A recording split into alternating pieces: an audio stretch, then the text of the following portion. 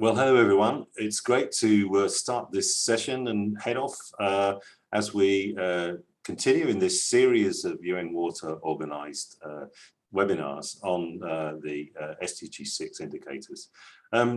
Today, this morning, we're going to, sorry, wherever you are in the world, but now here we are in Geneva, our teams, we're going to be talking about the indicator for wastewater 631. This is a really important indicator because, and of course, monitoring wastewater appeared for the first time in global goals with the SDGs. So it's a sort of logical extension of the work that's been going on over the years for water and sanitation access, which has been pioneered, of course, by our colleagues in JMP. But now the added dimension of bringing wastewater into the equation is incredibly important. It's important for a variety of reasons, of course, principally to continue the work to protect public health and our environment. But as we know, due to climate change, water scarcity and other reasons, the reuse of wastewater will become important as the years go by. So starting and organizing the monitoring of wastewater is, of course, a critical part. Now, this might seem quite an easy task, but in fact, it's not, because wastewater is composed of many different components. Wastewater comes from, yes, households, but also from a variety of other sources in both cities and towns and in rural areas. And working out where those sources come from and how to quantify them is, of course, very important. So a lot of our work, as we started off with this indicator just a few years ago, has been to harmonize and organize the methodologies for us to make better estimates of the production of wastewater. Without much further ado, I'm going to hand over to my co-coordinator, if you like, in WHO, Rick Johnson, to say a few words before we kick off with the technical part of the meeting. Thank you very much. Over to you, Rick. Thank you, Graham. Welcome, everyone, whether it's morning, evening, or afternoon for you. It's a pleasure to join with UN Habitat. UN Habitat and WHO together are the custodian agencies for this indicator about the proportion of domestic and industrial wastewater flow safely treated. And today, our webinar will be organized in two halves. So in the first half, colleagues from UN Habitat and WHO will present the findings of the report, the key findings. And in the second half, we'll hear from a number of countries about their particular experiences with wastewater treatment and monitoring of it. We also have several opportunities for discussion and inputs from the floor. So I encourage you all to write your questions into the chat box at any point. Also, if you would like to make a verbal input during the discussion sections, just raise your hands and we'll be able to unmute you and allow you to make your point. This session is being translated, so thank you to the translators. We have Arabic, Russian, I think, yeah, we have French and Spanish in this afternoon's webinar. But you should be able to see a translation option at the bottom of your Zoom screen and select the language that you prefer. So before I turn it over to Florian Thévenon at UN Habitat to describe the first findings of the report, I'd like to share some words from Kelly Ann Naylor, who's the co-chair of UN Water. So let me just bring up her screen and let's hear what Kelly Ann has to say.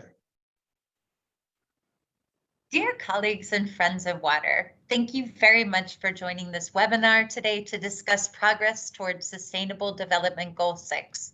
This webinar is part of a series of webinars taking place this month, each focusing on global progress towards a specific SDG 6 indicator and target. Before we get into the details, I wanted to share a few important messages about overall progress towards SDG 6 and how the UN is working together to report on our progress. We are now 6 years into the SDGs. And for the first time, we have water and sanitation data from almost all the countries in the world. This country data were compiled last year by the UN custodian agencies who joined forces under the UN Water Integrated Monitoring Initiative for SDG 6, or as we fondly call it, IMI SDG 6. The unprecedented level of reporting is a major accomplishment for us as a global community, but even more so for all the country focal points who are joining us in this webinar. On behalf of UN Water, I would like to thank all of you for your extra hard efforts in monitoring SDG 6 in your country this year, especially in the difficult times we've been all living through. When we look at this data, they sadly confirmed the tendency that we first saw in 2018, that we are off track to achieve sustainable water and sanitation for all by 2030.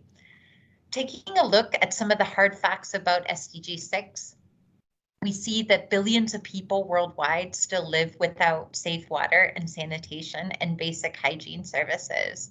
Nearly 10% of the world's population still live in areas with extreme water stress. We know that wastewater is being released untreated into the environment, and 1 in 5 of the world's river basins are changing rapidly, which is exacerbated by changes in climate. We see that sustainable management of water resources remains out of reach for many countries. The data show that in order to meet our goals and targets, we are going to need to accelerate progress, and in some areas up to 4 times faster to be able to meet SDG 6 within the next 9 years. More than anything, we're going to need politicians and policymakers at all levels to be able to set bolder priorities and quickly. But the good news is that we already have a lot of sustainable solutions in place. Last year, UN Water launched the SDG 6 Global Acceleration Framework with the full backing of the UN family to mobilize action across government, civil society, and the private sector across the UN to be able to better align our efforts, optimize financing, and enhance capacity and governance. From our work with countries and from their data, we've learned a lot about opportunities for accelerating progress. We've learned about the importance of scaling up capacity building, coordinated action, mobilizing political will.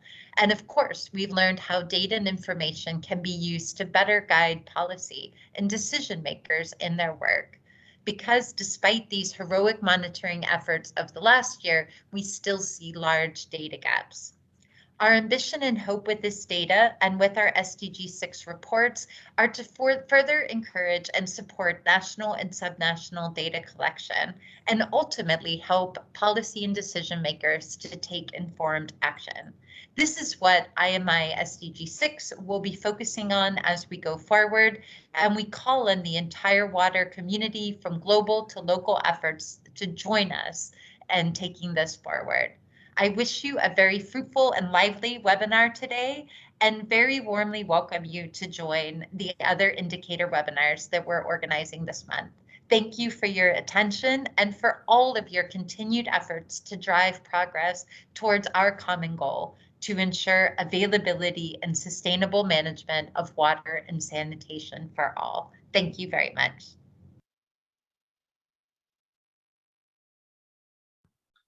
Indeed, thank you, Kellyanne. All right, Florian, please go ahead and take us through the total and industrial wastewater sections of the report.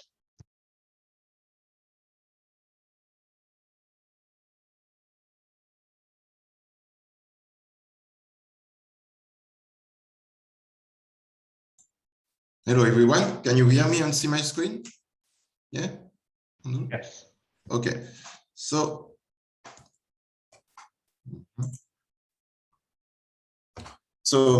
I will start with the definition of the SDG target 6.3. By 2030, improve water quality by reducing pollution, eliminating dumping, and minimizing the release of hazardous chemicals and materials, halving the proportion of untreated wastewater and substantially increasing recycling and safe reuse globally. There are 2 indicators related to this target, 631 on the proportion of wastewater safely treated and 632 on the proportion of body with good ambient water quality. Here is a representation of the methodology used to monitor indicator 631, focusing on wastewater generated by point sources. The impact of diffuse pollution from non-point sources by runoff is in fact monitored under indicator 632, focusing on ambient water quality that will follow this session. The flow of wastewater generated are disaggregated by sources, you can see on the left, whereas the flow of wastewater treated are disaggregated by type and level of treatment, as I will also explain in the next slide. It is also including the wastewater flow from independent collecting systems, such as septic tank, that are transported to a treatment plant for safe treatment, as illustrated by a truck here. Sorry. Some of the wastewater is discharged to the environment without treatment, and sewer generally also collects some runoff water to urban collecting system. So UN Habitat is focusing on the total and industrial wastewater statistics that I will present in my part, using the methodology developed by the United Nations Statistics Division, UNSD, and Eurostat OECD for the European and OECD members.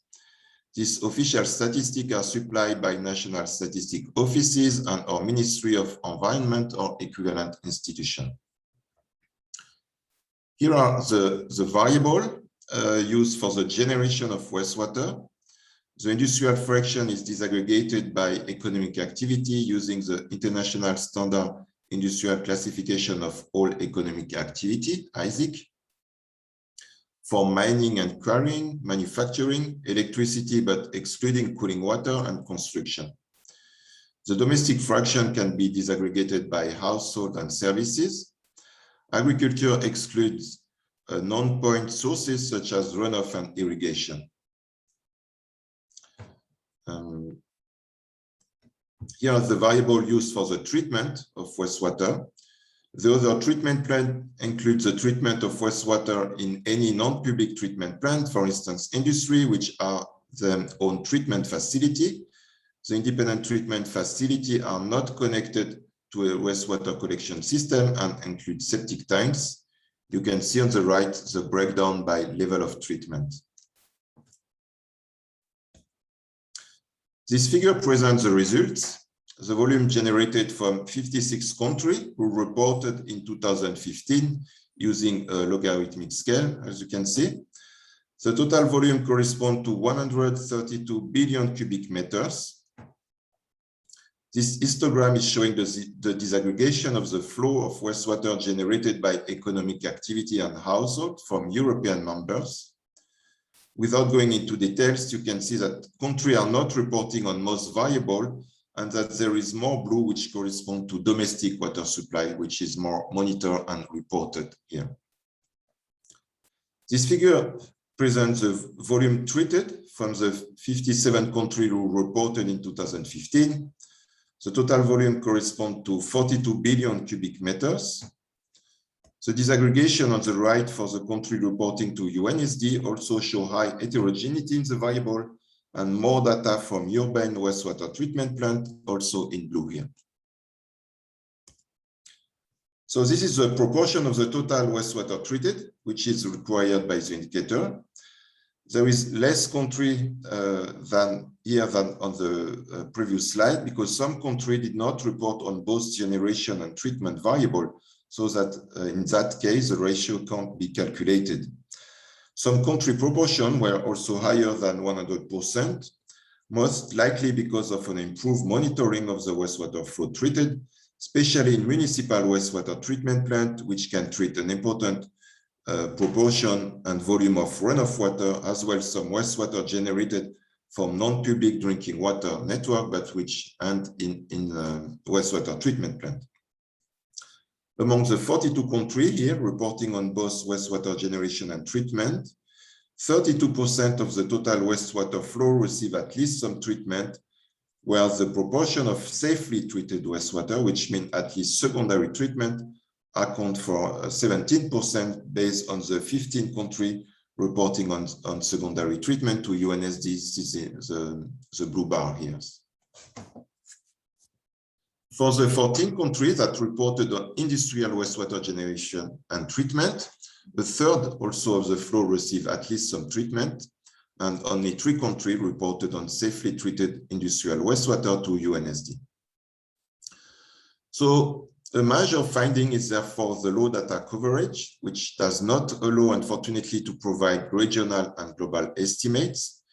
This diagram is comparing the volume of wastewater reported in blue on the left with the proportion of the world population covered by the reported data in gray on the right. So the 56 and 57 countries that we show reporting on wastewater generation and treatment correspond to 20% of the world population, and the 32 and 15 countries reporting on industrial wastewater generated and treated correspond to only 12 and 3% of the population. In addition to the low number of reporting countries, this figure presenting the water consumption in Switzerland points out the absence of reporting of self-supply water resource in the national statistic, which in general exclusively focus on public drinking water supply. As a consequence, the water consumption by economic activities such as trade, industry, and agriculture are in general not included in the annual statistics, while they extract and generate substantial quantity of water and wastewater. In Switzerland, over a third of the potable water is used privately, especially by the business and industry sector, as shown by this arrow here. So non-municipal discharges, which include self-supply industry, but also those that are discharged directly without being collected by sewerage systems, represent a high proportion of total wastewater flow, but also of the pollutant discharge to the environment. This data from Mexico shows that the volume of wastewater generated and treated by municipal and non-municipal sources are in the same order of magnitude. Here, this is the left part. However, much more biochemical oxygen demand, BOD, which is an indicator of the concentration of organic matter in water, is generated and discharged by non-municipal sources, the light blue, than by municipal sources, the dark blue. This figure represents the relative loads of BOD in Costa Rica by economic activity as a percentage of the total BOD related to wastewater discharge. Agriculture and livestock represent 41%, food production 25%, discharge of wastewater and sludge only 12%, retail trade 6%, and other economic activity 17%. This data therefore also demonstrates the importance of filling the existing gaps on data on commercial and industrial wastewater discharge to the environment. Firstly, because industry should represent a much higher proportion of the total wastewater flow. And secondly, because the important quantity of organic and chemical pollutants that are discharged by industrial activity negatively impact ambient water quality as monitored by indicator 632. To conclude, on the total and industrial statistic reported by the country to the international database, in 2015, only 42 countries, covering 18% of the global population, reported some statistic on wastewater generation and treatment. This limited data suggests that about a third of total and industrial wastewater receives some treatment before discharge. Okay, that's all from my part. Now I will give the floor to Andrew, who will present on the domestic part from the WHO part. Thank you. Thank you, Florian. And as Florian explained, the indicator consists of domestic and industrial. So the methods used to track domestic wastewater are different from the methods used for industrial and total wastewater. I'm just going to share slides for Andrew, if I can find where the share slides button went. Just give me a minute here. I've got a lot of screens on. Let's see.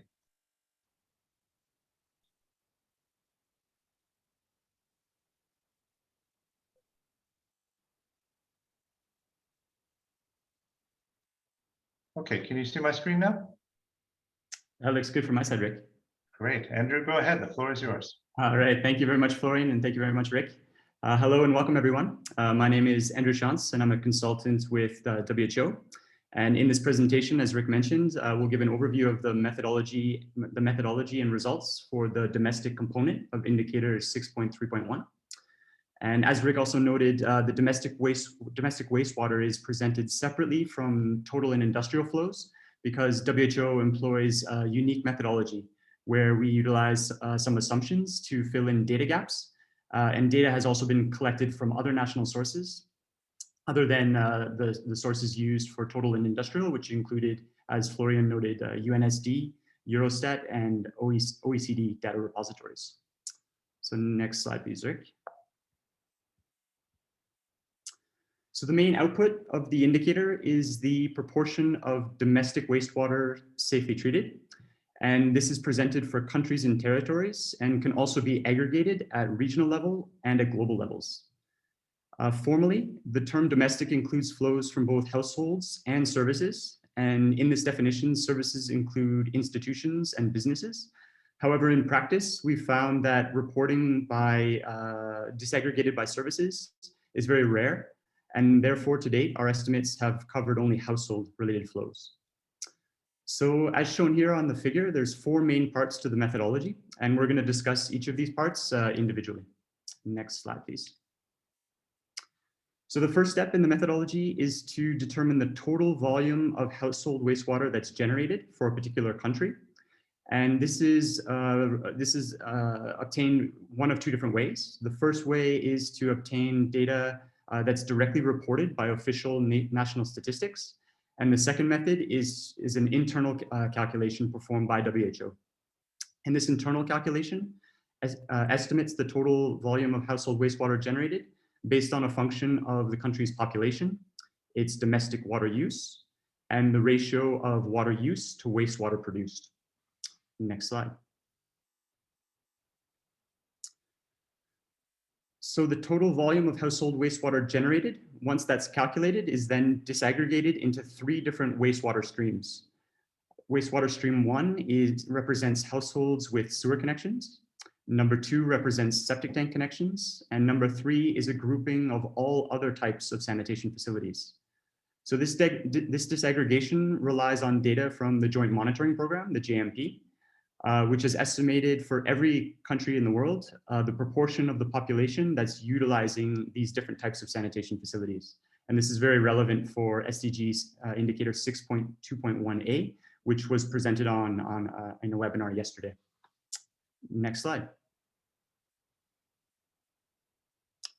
So subsequently, the proportions of wastewater flow that are contained, collected at treatment systems, and subsequently safely treated within those treatment systems are then estimated for each of the wastewater streams. I'm sorry, for the wastewater streams for sewers and for septic tanks. So that's represented in the next slide, which is what we call the household wastewater management chain. And here on the left, if you go ahead and click again, Rick, on the left, you can see the 3 wastewater streams. On the top left, sewers, in the middle, septic tanks, and at the bottom, all other sanitation facilities. So here, you can click again, Rick. We'll look exclusively at the sewer wastewater stream. And there's a proportion that is collected at treatment plants. You can just click through the arrows kind of one by one, Rick. Yeah. There's a proportion that's collected at treatment plants and subsequently a proportion that's safely treated before discharge. So we consider safely treated to be defined as meeting discharge compliance standards. However, this data based on discharge compliance is not very common. So if this data is missing for a particular country, we also consider secondary or higher treatment processes to be considered safely treated. We use that as a proxy. And then moving on for septic tanks, we can see in the diagram here that a proportion can be delivered to centralized treatment facilities. A separate proportion can be treated within the tank system itself, and a proportion may not be adequately treated. And these variables are also captured in the model. And then finally, for households with all other types of sanitation, 100% of these flows are classified as not being safely treated. So it's important to note that the country level calculations rely on 20 different input variables, And we often do not have nationally representative data for all of these variables for all countries. So in the approach we've taken, we've generated a set of assumptions, and these assumptions are used when we're missing data. But then to limit the influence of these assumptions, we've established some rules or some criteria. And if these rules are not met, then we're not able to generate estimates in those certain cases. So essentially, we're only able to generate estimates where assumptions are not overbearing in the calculation of the overall estimate. Next slide. So finally, in the last step of the methodology, we calculate the overall volume of safely treated by multiplying the proportions safely treated from step 3 by the volumes generated for each stream from step 2. And then the safely treated volumes for sewer and septic tank streams are then summed, and we calculate the proportion of wastewater safely treated as the total safely treated divided by the total generated. And that gives us our country estimate for the domestic component of indicator 6.3.1. Next slide. So moving on to the more interesting part, the results. Here on the right side, we can see the percentage breakdown of estimated household wastewater generated across the 3 different streams. So by our estimations, 57% of wastewater was generated by sewer connected households, 24% by those with septic tanks, and 19% by those with all other types of sanitation. You can go ahead and click there, Rick. Next, we can reveal the same breakdown, but across the different SDG regions. And we can see that sewer wastewater is dominant in most of the regions, with the exception of Central and Southern Asia, as well as Sub-Saharan Africa, where septic tanks and other forms of sanitation are more common. So these estimates of wastewater generated were produced for all 234 countries and regions. Next slide.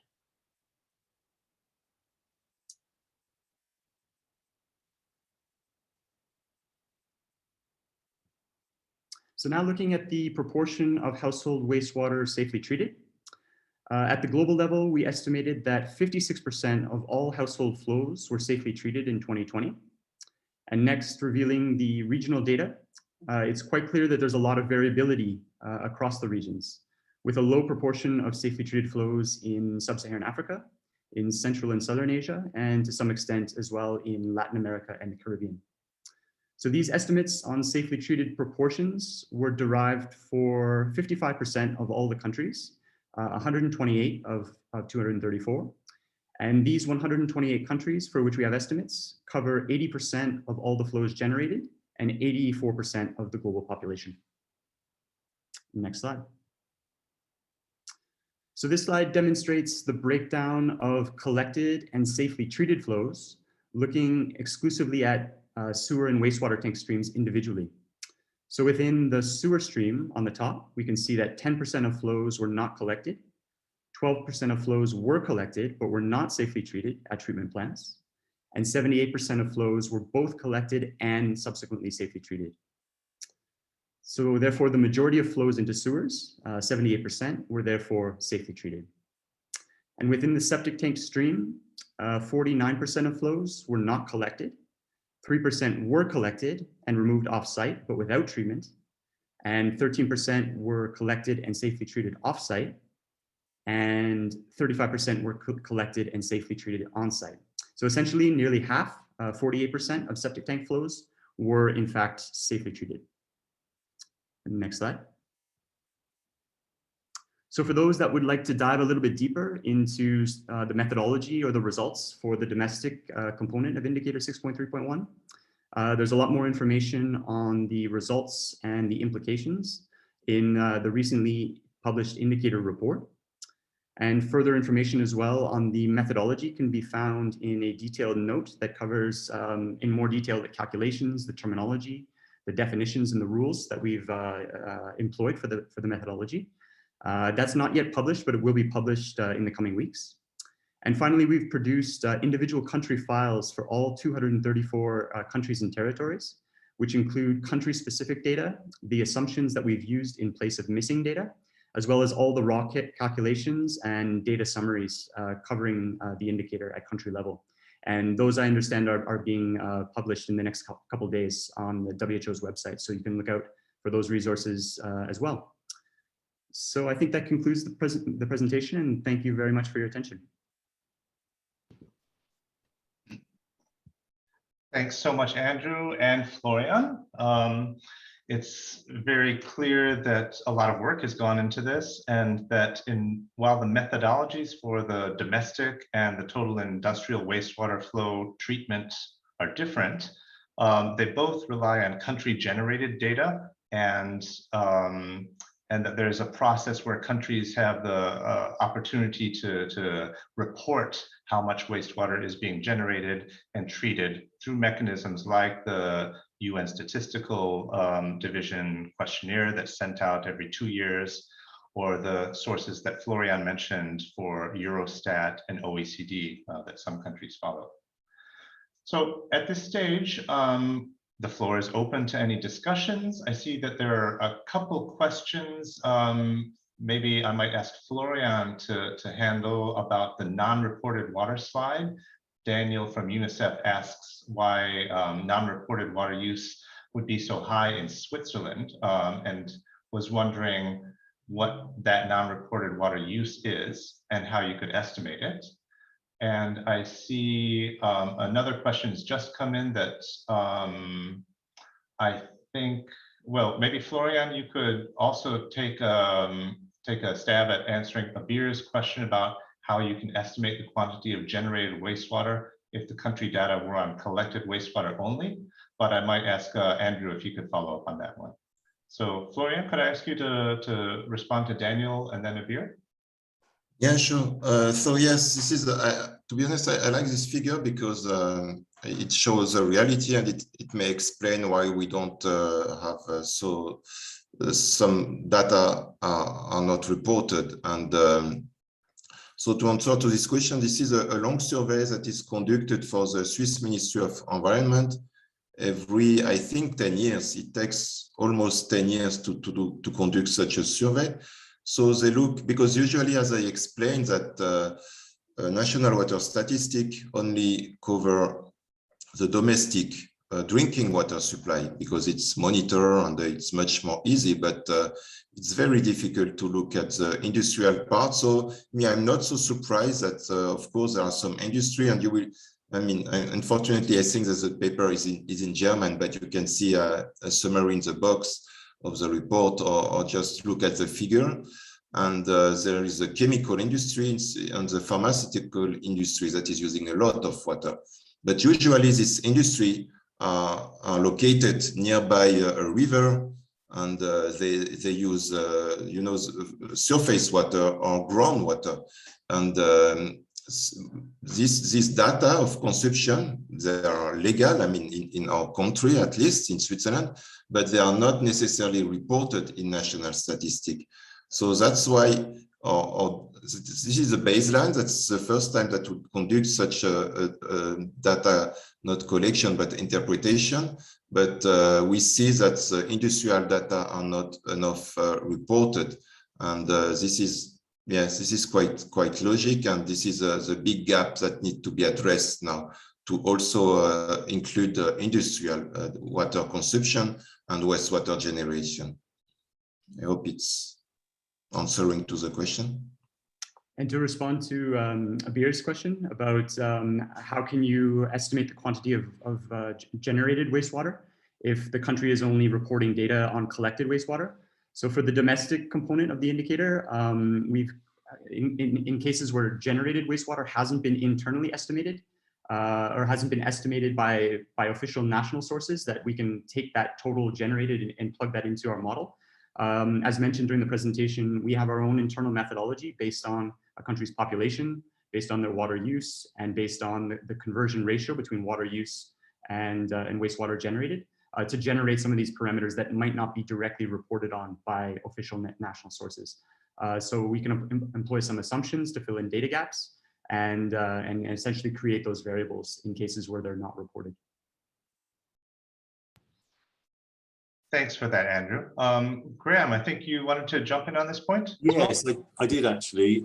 Basically, on Abir's question, I mean, all of these methodologies really rely on a sort of, if you want, a mass balance approach. And I mean, one of the ways that we can estimate the difference between generated and collected is if we start to look at water consumption by various users. Now, this, of course, is, there's no methodology for this yet, but it's certainly something that we are working on with utilities, where at the local level, we will look at the sources of water that the different users use. So, I mean, obviously that comes from public water supply, but many industries, for example, have independent water supplies. They have their own boreholes, or they may extract water from a river. So somewhere in local records, there will be data on that, because most countries have a system where if you extract water from any source, you have to report it. So by doing a sort of analysis of that and looking at the various industries concerned, we can make some assumptions about the actual volumes of water that are generated from industries. But as I say, this is work in progress. It's not something that we can do. I mean, in many countries, particularly in federal governments, you find a situation where this data is available at state level, but it's not reported at national level. So there are a few opportunities that we're exploring here, and if you want to know more about that, we're happy to have a separate discussion with you. But anyway, thanks for the question. Over. Thanks, Graham. And it's definitely challenging, but maybe possible to get data or even estimates on the amount of industrial wastewater that's generated.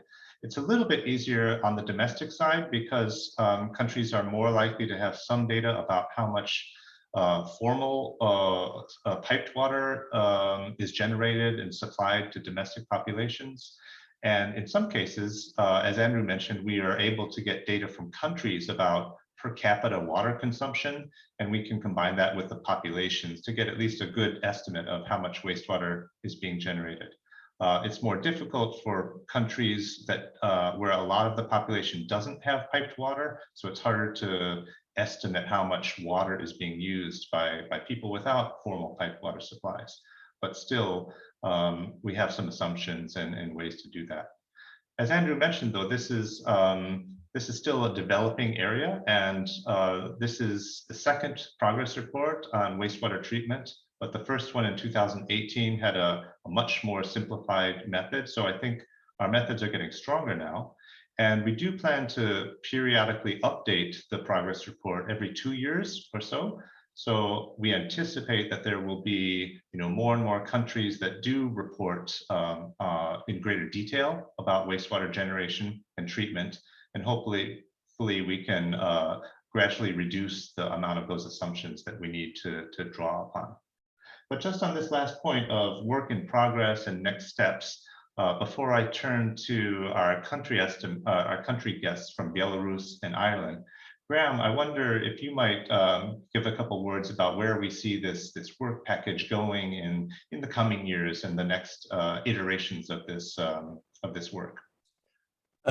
Thanks very much, Rick. I mean, look, we'll be honest with you. Of course, it's not a precise science. We're doing the best with what we've got. So at the moment, yes, we're having to make on both sides, both the domestic and the total industrial, we're having to make assumptions to make these estimates and to look at the reported data.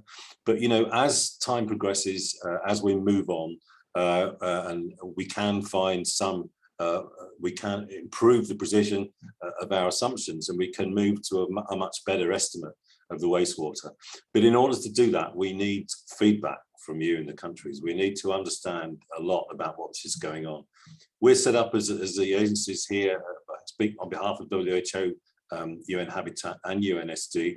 We're only too willing and ready to help and support you as member states in this process. So, I mean, the idea of piloting some of these approaches, of looking and taking a deeper dive into your data, for us is very exciting, and we very much hope that you will do that. And please stay as being part of this group and contribute to and help us to refine these estimates. This is the only way that we're going to move forward. And as I say, this indicator is going to be in increasing importance. It's one of those indicators that people haven't worried about it because it hasn't been measured so much. But now we're measuring it, getting greater precision. People are realizing what's going on. There are, of course, some parts of the world where water is already extremely scarce, and large amounts of wastewater are already reused and treated to sufficiently good standards. So, I mean, we also can help to support countries in sharing some of these ideas across the globe. So we're also very keen to do that.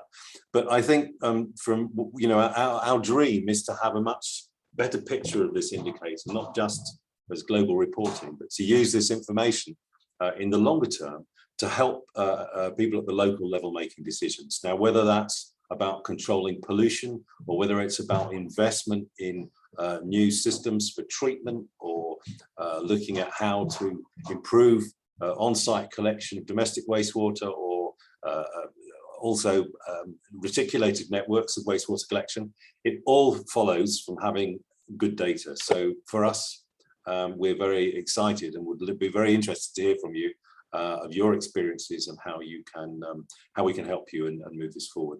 So thanks very much. We stand ready to support. Over. Thanks, Graham. And that really is the key message, that the purpose of collecting and reporting this data is not so that we can tick a box on the SDG checklist. It's so that countries can have the most up-to-date and accurate information at their fingertips to be used for planning and programming and improving the situation, protecting the environment and health. So I'd like to now transition to the second part of our webinar today, which is hearing from countries about how they're engaging with wastewater monitoring and treatment. We have two panelists today from Belarus and from Ireland, and I see there are also a good number of attendees from different countries throughout the world. So I'd like to now turn the floor over to Andrei Kulakov from Belarus to speak about the experience in Belarus. Andrei, the floor is yours. And please note that there is an interpretation box if anyone prefers to hear in Russian or in Arabic as well. Добрый день. Я представляю Центральный научно-исследовательский институт комплексного использования водных. I represent the Central Institute of Integrated Use of Water. We cooperate with the Ministry of Environment and the Ministry of National Resources.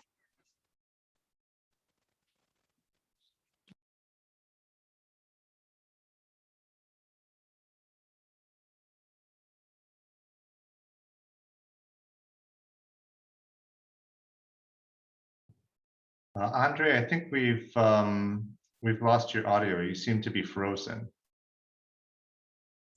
Yeah.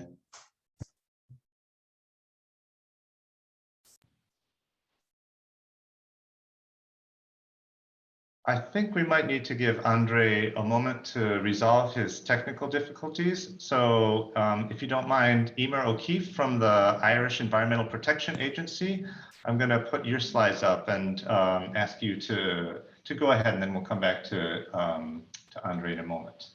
Let me just find the share button again. It always seems to be difficult.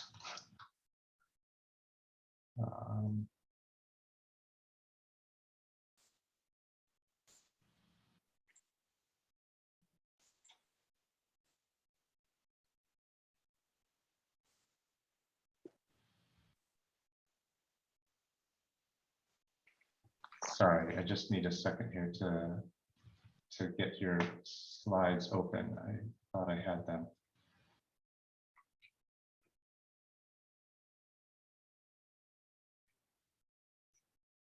Apologies for this. Okay.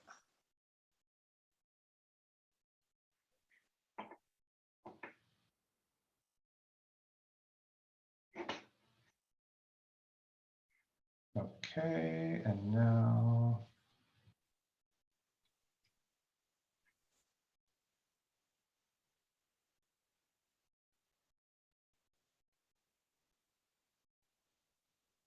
There we go. If you can see my slides, then Emer, please go ahead, introduce yourself, and I'll advance slides for you. Yeah, that's perfect. Thanks, Rick. Good morning, everybody. My name is Emer O'Keefe, and I work in the Environmental Protection Agency in Ireland. This morning, I'm going to share our experience of the regulation of wastewater in Ireland. So I'll give you an overview of the regulation of the sewered wastewater and on-site or domestic wastewater treatment in Ireland. Next slide.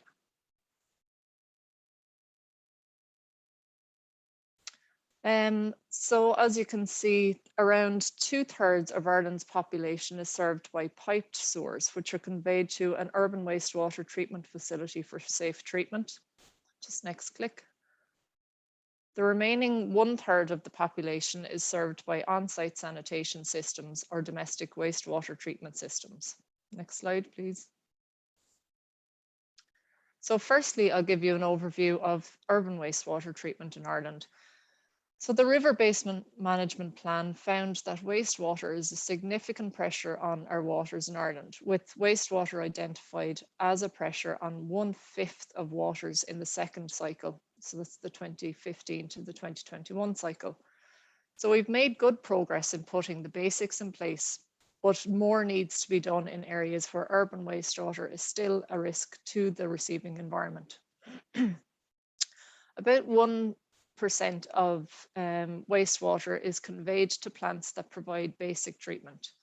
Almost 64% of wastewater is treated at plants designed to provide secondary treatment, and almost 34% of urban wastewater is treated at plants designed to provide secondary treatment with nutrient removal. Now, the remaining 1% is collected at areas that have no treatment plant, and wastewater is discharged directly into the water environment without any treatment. Next slide, please. So the Urban Wastewater Treatment Directive sets standards to meet in the collection and treatment of wastewater, as well as the monitoring requirements for wastewater discharges from urban areas. So this was brought into Irish law in 2001 through the Urban Wastewater Treatment Regulations. The Urban Wastewater Discharge Authorizations to regulate, the Urban Wastewater Discharge Authorization Regulations legislates the EPA as the competent authority to issue wastewater discharge authorizations to regulate urban wastewater treatment in Ireland. So the EPA issues licenses or authorizations, and in some cases set more stringent standards than those in the directive to protect receiving waters where needed. Next slide, please. The urban wastewater infrastructure suffered decades of underinvestment, and with limited funding in this area, it will take at least another 10 years of investment to fix problems that we have. So we focus our enforcement efforts onto the worst areas. For example, towns that are discharging raw sewage, and we currently have 33 of these. So we refer to these as priority areas. And these include, for example, areas discharging raw sewage, maybe plants that are affecting the quality of bathing water or shellfish waters, etc. We also develop and carry out an annual site inspection plan where we focus enforcement where infrastructural or operational improvements need to be made. For example, Water Framework Directive pressure sites or sites that have non-compliance with emission limit values, for example, orthophosphate. So following from our work for these, our stats show that our orthophosphate compliance has actually improved from 55% of plants being compliant to 73% over 3 years, and that's from pointed enforcement in this area. So we also manage other issues, for example, shellfish assessments, drinking water risk assessments, and priority substances through our national projects. Also, an annual urban wastewater treatment report is published to summarize our compliance with the directive standards and to highlight the key areas that we need to focus on to improve compliance. At a more focused level, compliance investigations are files opened by inspectors on individual plants where a long-term issue needs to be resolved. The issue is tracked until required works are completed and the plant is compliant. So that just gives you a very quick overview of the regulation of urban wastewater in Ireland. So in the next slide, I'll move on to the domestic wastewater treatment. So these two illustrations here are just two of the illustrations on our website, which help with public engagement on the safe treatment of domestic wastewater. So we published a number of these information leaflets on our website so the public are aware of their responsibilities, what to expect from a domestic wastewater treatment system inspection, and how they may apply for a grant to help with remediation works. So I'll cover those few areas now in the next few slides. Next slide, please. So firstly, I'd like to give you some background on the regulatory system here in Ireland. So there's a lot of information on this slide, but it can be broken down into four main groups. The first group relates to planning control regulations and standards that are required for the construction and installation of domestic wastewater treatment systems in Ireland. The second group relates to inspections of these systems. So the National Inspection Plan inspections that are completed in the Water Framework Directive priority areas for action, and inspections that are completed in the WFD high status objective catchments. So the third group then relates to the registration of septic tanks by homeowners and the grant schemes that are available to fix systems that fail inspection. And lastly, the local authorities deal with any complaints regarding septic tanks, and they may carry out inspections following receipt of complaint. Next slide, please. So just to give you an overview of the National Inspection Plan. So it began in 2013. Our next plan covered the 2015 to 2017 period. And we're now in our final year of the 2018 to the 2021 plan. The water services authorities are required to complete a minimum of 1,000 inspections nationally per annum. And they may complete additional inspections where evidence exists that domestic wastewater treatment systems are causing an issue in a particular catchment. So the draft National Inspection Plan for the 2022 to the 2026 period has just been completed, and that will be available on our website for public consultation very shortly. Next slide, please. So the National Inspection Plan site selection is done annually, and it's done on a risk basis by the local water services authorities. So they use a map which we have developed and is available on the EPA website, which shows the various risk zones, and the number of inspections to be completed in each zone is set out in the National Inspection Plan. So this will just give you a breakdown of the number of inspections required to be completed by each water services authority in Ireland. Next slide, please.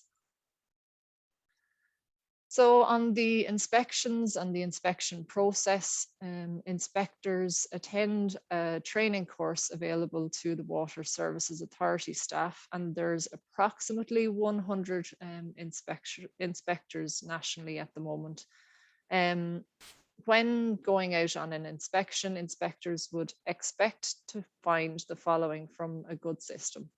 So they would expect that there's no rainwater or clean surface water entering the system.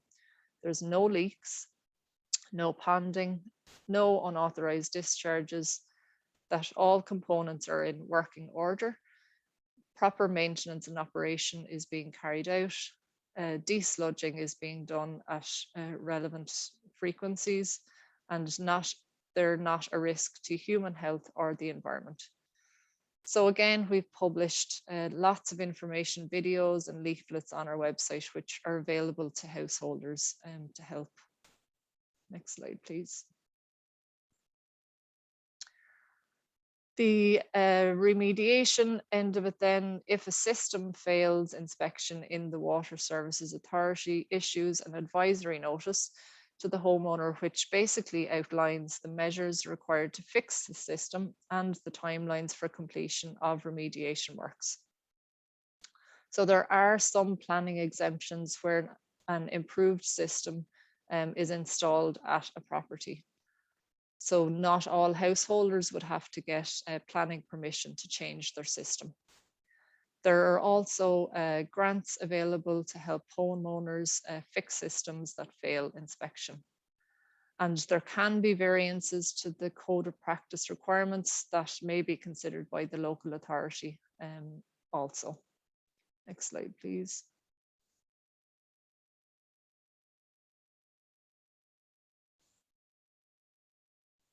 Thank you.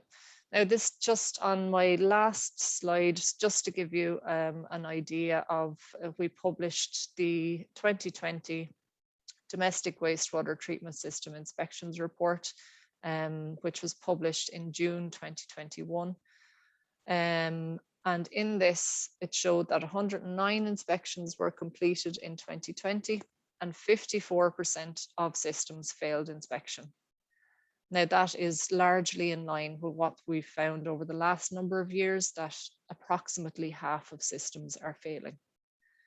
In the period of 2013 to 2020, 76% of systems that failed have been fixed. So that's roughly almost 4,000 systems that failed in total, and almost 3,000 of those have been fixed. So that still means that around about 1,000 of these still need to be addressed. In total, 34 legal actions have been taken by 6 water services authorities. And figure 1 there on the left-hand side shows the reasons for failure, and figure 2 up on the top right shows the status of the domestic wastewater treatment systems that failed since 2013. So you'll see the blue color shows the systems that have been fixed, and the yellow show the systems that have not been fixed. So they're systems that still need to be addressed, and remediation work still are required for those.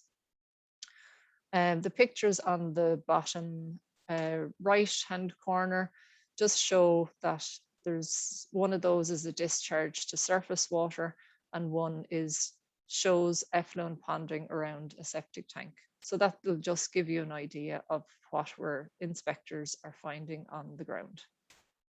That's it. Thank you very much. Thanks, Emer. It's a very impressive demonstration of how the Republic of Ireland is monitoring both urban wastewater treatment and on-site sanitation facilities, such as septic tanks.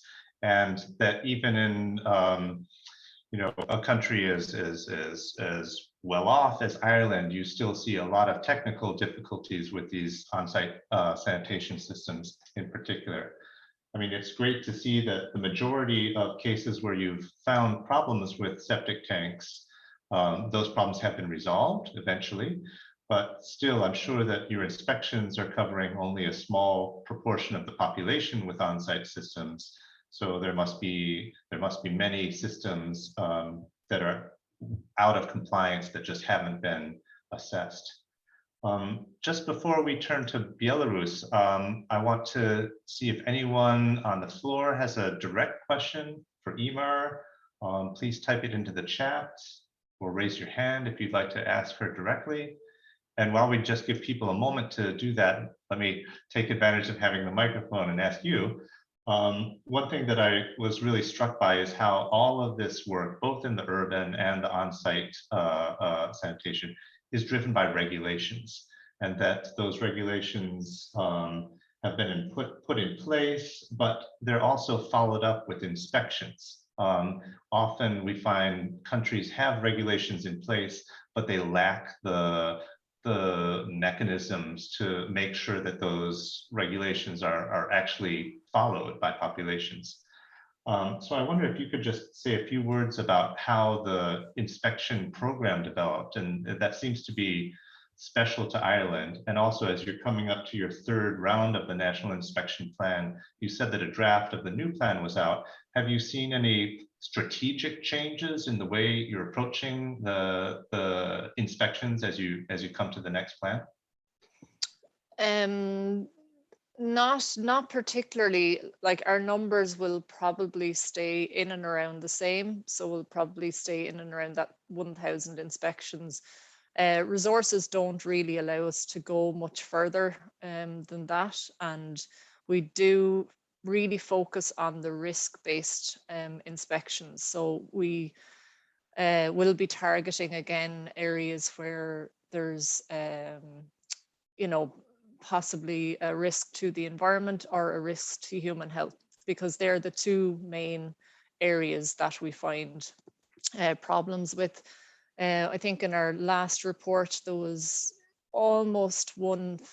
just over 1/5 of the inspections that were done found that septic tanks were posing a risk to the health of the householders or neighboring householders. So that's where we have to focus our inspections, and that will continue. So there's not a massive change in that respect. Okay, thanks. And I do think it's a nice example because, as you say, doing 1,000 inspections in a year is enough to give you a picture of the situation and to target some resources to improving things, but it's also not an overwhelming burden for the local inspectors who need to carry out the inspections according to the plan. Yeah. Okay, well, I'll invite people to continue writing any specific questions in the chat box. But at this point, I believe that Andrei has his audio sorted out again. So let me turn the floor back to Andrei Kulakov of Belarus.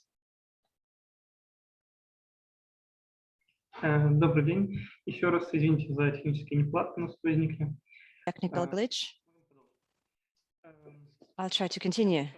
So I represent the National Institute of the Integrated Use of Water Resources. We work together with the Ministry of Environment and Natural Resources. I will shortly tell you about shaping the data used for SDG 6 for us. C631 is one of the main indicators that enable us to monitor the relevant area. We have the Water Codex of Belarus, which covers the dumping and release of waters after treatment in the natural resources, in the filtrating field. Источных вод осуществляется на основании разрешений на специальное водопользование или комплексных природоохранных разрешений, выдаваемых предприятиями и организациям Министерством природных ресурсов и охраны окружающей среды. При этом все предприятия ведут учет сточных вод, забрасываемых в окружающую среду, и ежегодно заполняют статистическую отчетность по форме «1 вода» Минприроды. Первичные данные поступают в наш институт, обобщаются и направляются в Минприроды, а далее Минприроды отправляет данную информацию в Белстат. Таким образом, Белстат — это национальный орган статистической информации. Таким образом, статистическая отчетность по форме «1 вода» Минприроды является основной исходной информацией, информационной базой для расчета показателя 6.3.1. Поскольку наименьшей единицей обобщения является предприятие, водопользователь, расчет показателя 6.3.1 может быть проведен с любым уровнем агрегации. В настоящее время расчет показателя 6.3.1 проводится по республике в целом, в разрезе областей и города Минска, по речным бассейнам и по видам экономической деятельности укрупненно. Данная информация о принадлежности водопользователя к речному бассейну, виду экономической деятельности, его территориальное расположение содержится в форме статистической отчетности. Весь объем сточных вод, забрасываемых в водные объекты, включает 3 категории. Нормативно очищенная сточная вода, то есть прошедшие очистные сооружения и очищенная до установленных нормативов. Недостаточно очищенная сточная вода, прошедшая очистные сооружения и очищенная хуже, чем требуют нормативы очистки. Сюда же относятся аварийные сбросы сточных вод. Источная вода, забрасываемая без предварительной очистки. Это производственные и поверхностные сточные воды, качество которых позволяет забрасывать их в поверхностный водный объект без предварительной очистки. Основной объем таких вод составляют отводимые от рыбоводных прудов, производственные воды объектов энергетики, это охлаждение оборудования, работающего по прямоточной системе охлаждения. Показатель 6.3.1 определяется как отношение суммы нормативно очищенных сточных вод и сточных вод, сброшенных в поверхностные водные объекты без предварительной очистки, которые не требуют очистки, ко всему объему сточных вод, сброшенных в поверхностные водные объекты. Из всего объема сточных вод, забрасываемых в поверхностные водные объекты, ежегодно это около 1 миллиарда метров кубических сточных вод, недостаточно очищенные составляют менее 1%, то есть порядка 4-6 миллионов метров кубических. Нормативно чистые сточные воды составляют около 30-35%, нормативно очищенные около 65-70%. То есть в настоящее время доля недостаточно очищенных сточных вод от общего объема сточных вод, требующих очистку и прошедших такую очистку, составляет менее 1%. При расчете показателя 6.3.1 по видам экономической деятельности в соответствии с общегосударственным классификатором Республики Беларусь по видам экономической деятельности, он соответствует полностью международному классификатору, то есть МОС, или ISIC на английском. Расчет осуществляется укрупненно для 3 основных секторов по годовому объему воды, используемой на производственные нужды и соответствующему виду деятельности. То есть первый – это сельское хозяйство, лесоводство и рыболовство. Второй сектор – это ДПС, добыча полезных ископаемых, обрабатывающая промышленность, поставка электроэнергии, газа, пара и кондиционирования воздуха, строительство. Это вся промышленность и строительство в целом. И третья сфера – это сфера услуг. Обеспеченность населения Беларуси централизованными системами канализации в настоящее время составляет 78%. Объем сточных вод от населения в разрезе видов экономической деятельности находится в секторе услуг. Это услуга по сбору, транспортировке и очистке сточных вод от населения предприятиями водопроводно-канализационного хозяйства. Оставшиеся 22% населения пользуются местными системами канализации. Септики, выгреба. Сброс сточных вод от домохозяйств, расположенных в населенных пунктах, где отсутствует централизованная система водоотведения, осуществляются в земляные накопители и выгреба, из которых на основании заключенных договоров с предприятиями, осуществляющими сбор таких сточных вод, производится откачка и доставка сточных вод на очистные сооружения населенного пункта. В малых населенных пунктах в виде очистных сооружений используются поля фильтрации. Сама итоговая статистика у нас формируется и предоставляется на национальной платформе по предоставлению отчетности по ЦУР. Она работает на площадке Национального статистического комитета и доступна в общем доступе, можно зайти посмотреть на сайте. В общем, все. Спасибо. Если есть вопросы, можете задавать.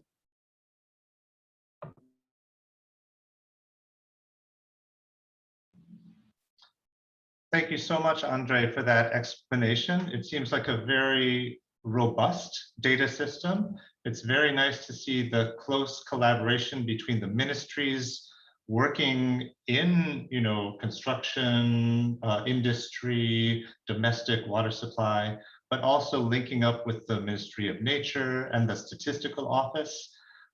In some cases, we find that the Statistical Office is not in such good communication with the line ministries. So to have a full data system, it's a very nice example.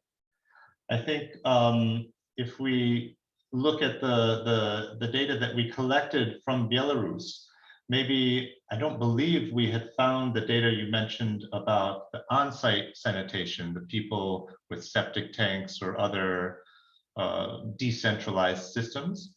But I'm happy to hear that there are systems to monitor those, that there are contracts for pumping and delivery to treatment plants. So I hope that when we update the indicator report, which should be in the next 2 years, we can have a discussion about how to use those information as well, because often it's the on-site sanitation that countries really lack information on. So happy to see that both Belarus and Ireland have systems in place to track decentralized wastewater systems as well. At this stage, the floor is open. I don't know if anyone had any reactions, either for Andre in Belarus or for Emer in Ireland. Any questions for clarifications? Again, please type your questions into the chat or raise your hand if you would like to pose a question vocally.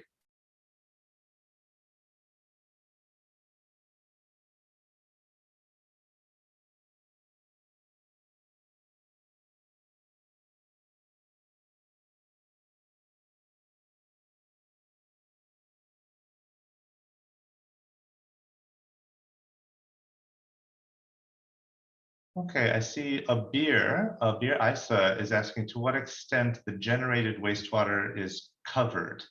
And Abir, I'm not sure what you mean by covered. If you mean that there are data available on how generated wastewater are managed, or by covered, do you mean data availability? Well, it sounds like in Belarus, there's a high level of data availability for wastewater generated by different activities. So I think, Andre, maybe you could just speak a little bit about how those different data are reported. Are they available in national reports or on the statistical office's website? You mentioned the different ISIC codes. So maybe could you speak just a little bit about how those data are collected, processed, and shared?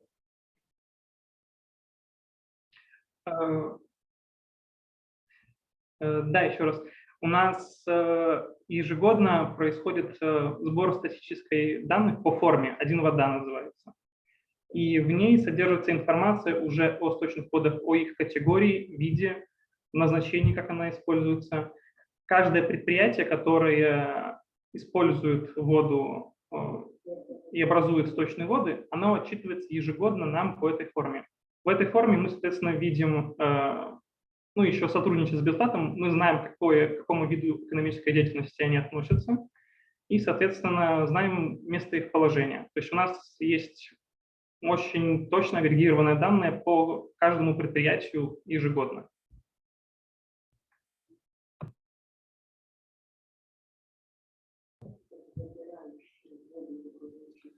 Thank you, Andre. And Emer, I wonder if I could ask you to the same type of question, where do these data on wastewater generation come from? And I know you were speaking mostly about domestic wastewater, whether it's treated centrally or in a decentralized way. I'm not sure if you work in the industrial wastewater as well, or if you would be able to say anything about that. But at least on the domestic, could you speak a little bit about the data flows? Yeah, just on the industrial wastewater, I don't have any figures on that. On the domestic wastewater, it's through census and also people that are connected to a domestic wastewater treatment system are required to log that system into a website called Protect Our Water. So they register their system, and that was brought into law of, I think it was 2012 under the Water Services Amendment Act. So there was a requirement to register your system by the end of February 2013 for all existing systems, and then for any new system, then they should be registered on that.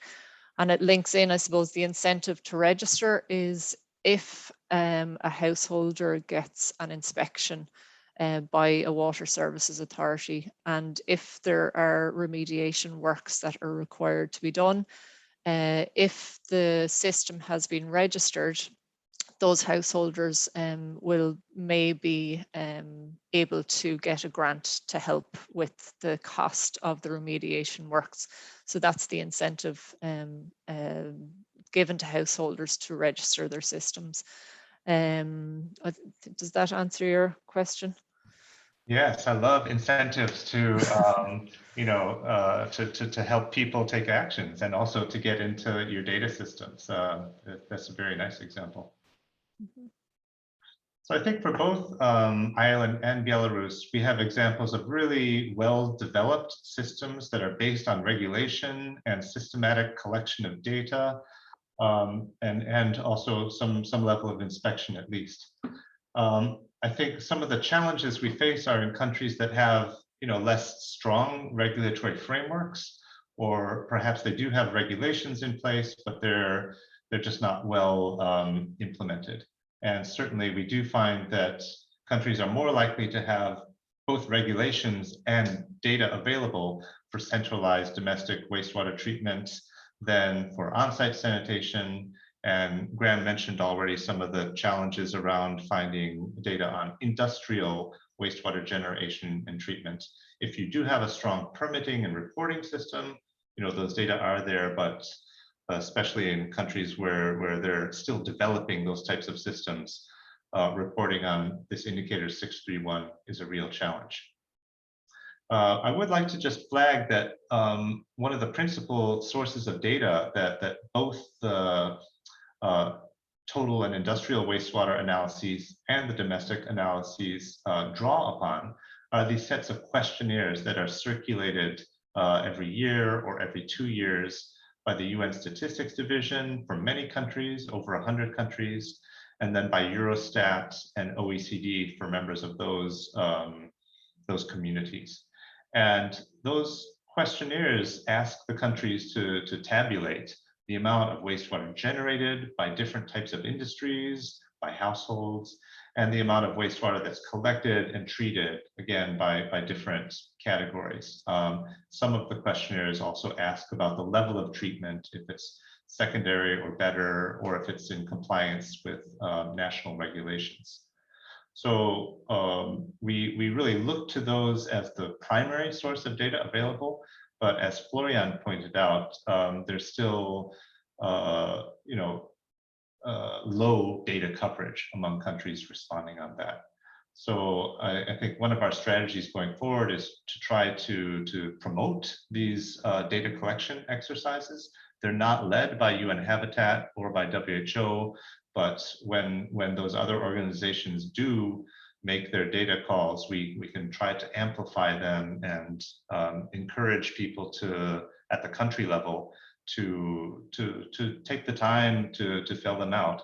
Again, not so that the UN can have a big database, but so that countries can have at their fingertips the best data available about wastewater generation and treatment. I'm just taking a look to see if we had any more specific questions. Abir had asked about if sometimes in the absence of data, we rely on estimations instead.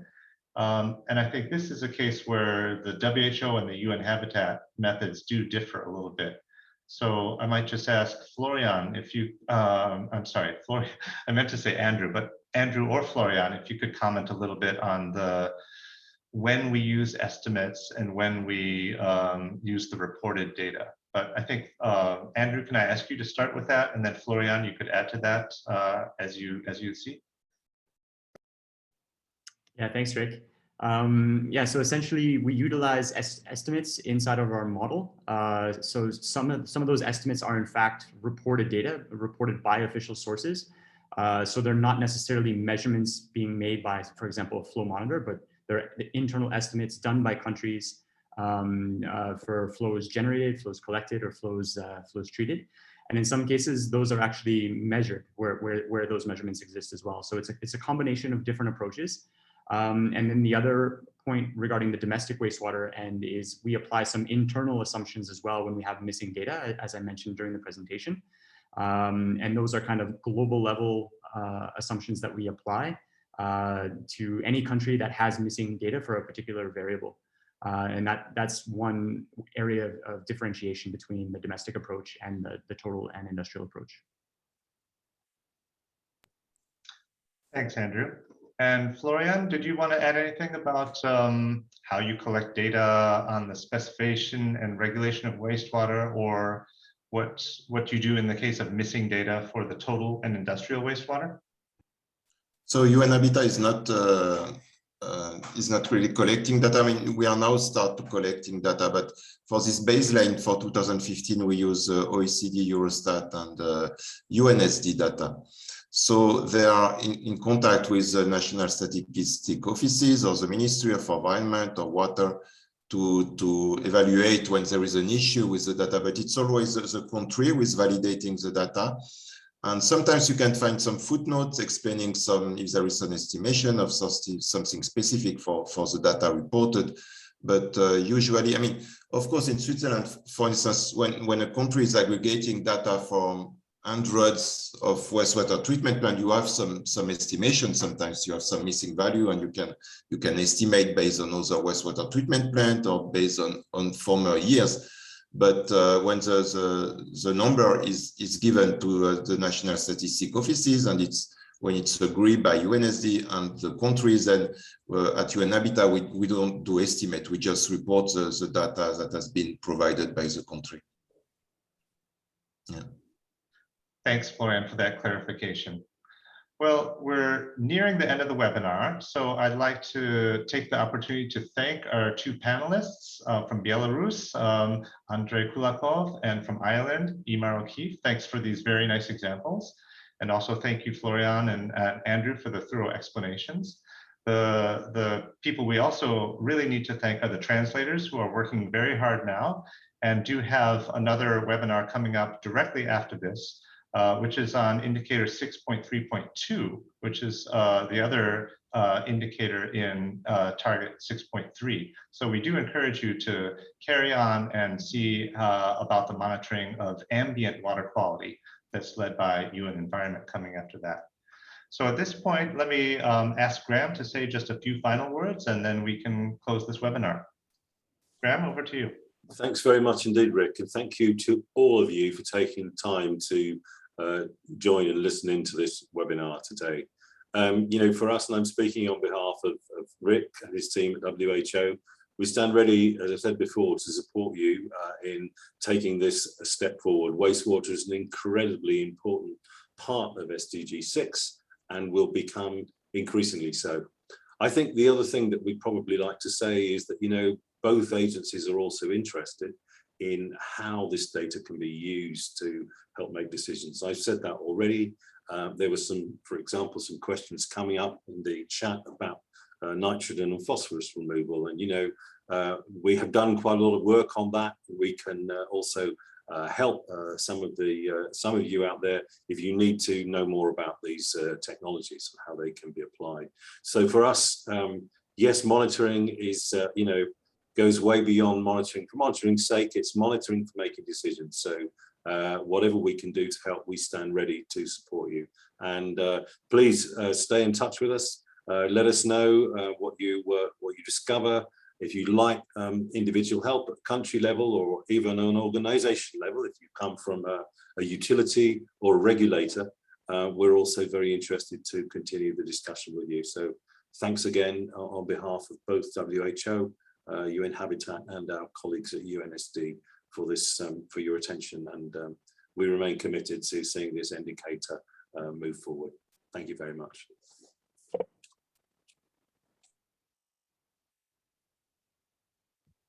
Thank you all.